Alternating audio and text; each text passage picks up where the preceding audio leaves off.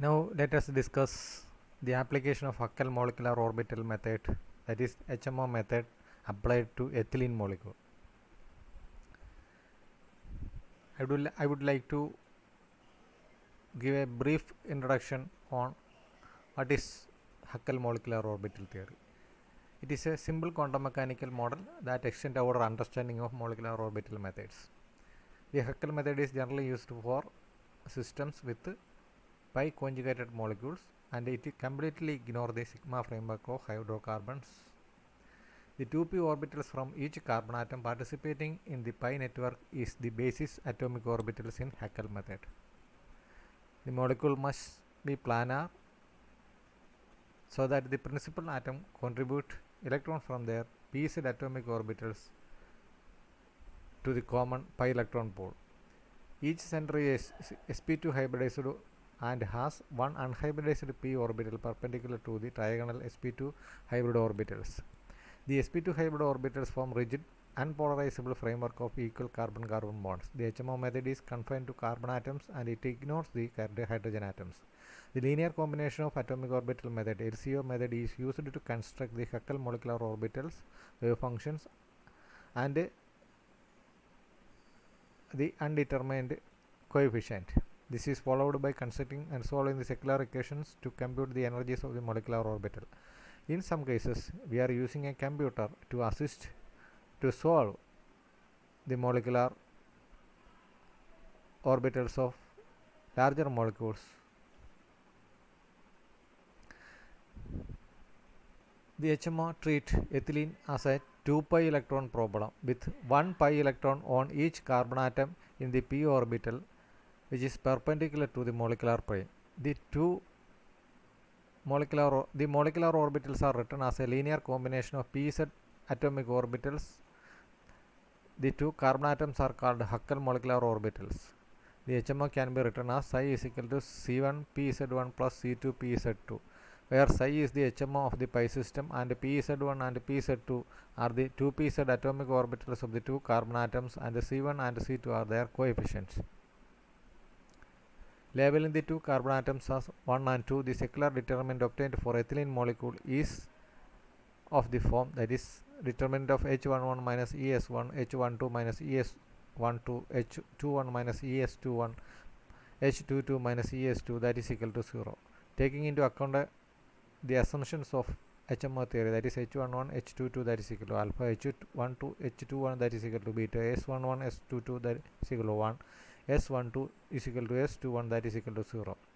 Therefore, the secular determinant now transformed into the Huckel determinant as determinant of alpha minus C beta alpha minus C that is equal to 0. This equation can be made still simpler by dividing each element by beta and substitute the value alpha minus E divided by beta that is equal to 0. Therefore, the above Huckel determinant now becomes x1 1x that is equal to 0, which on expansion that gives x square minus 1 that is equal to 0, that is x is equal to plus or minus 1.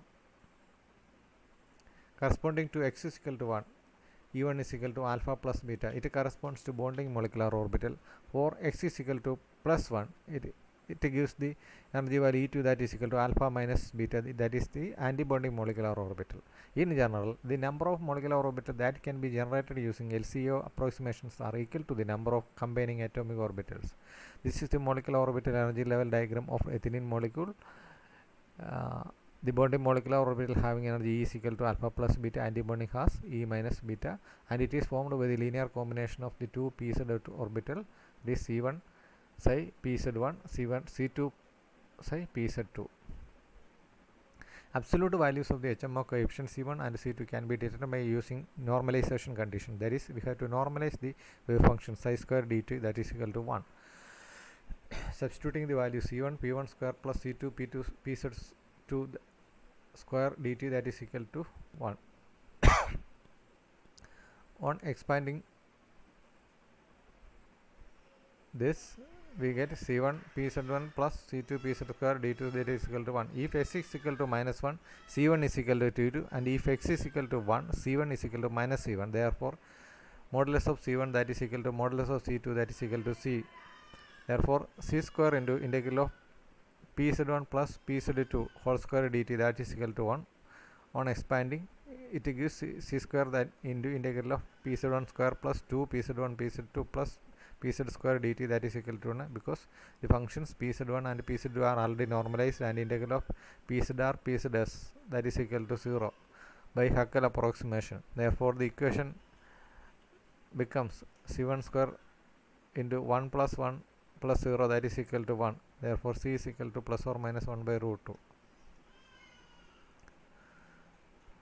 With this, one can write the two normalized wave functions corresponding to two Huckel molecular orbitals for ethylene, that is psi bonding molecular orbital, that is equal to 1 by root 2 into pz1 plus pz2, and antibonding molecular orbital, that is equal to 1 by root 2 into pz1 minus pz2. The pictorial representation of the two Huckel molecular orbitals, that is bonding and antibonding molecular orbitals of ethylene, is given below. And the bonding molecular orbital have no node, and whereas the antibonding molecular orbital have one node. The total pi electron energy, that is pi bonding energy, E pi, is taken as the sum of the energies of the corresponding each pi electron. For ethylene, the total pi electron energy E pi is given by E pi, that is equal to 2 alpha plus 2 beta.